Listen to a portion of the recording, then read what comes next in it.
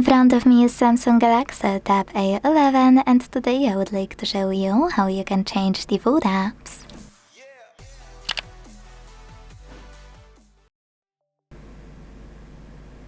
Before we begin, a quick disclaimer.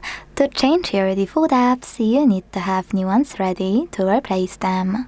So firstly, go into Play Store and download all of your new defaults. In my case, Firefox browser.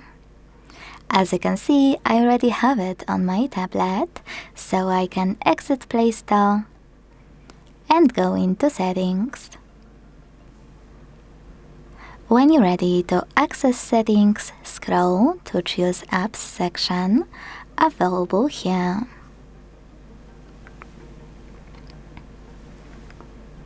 Then click on Choose Default Apps at the top and tap on any of those sections you wanna manage. As I mentioned before, in my case is Browser app, so I need to click on it. Tap on Firefox to apply it, and go back.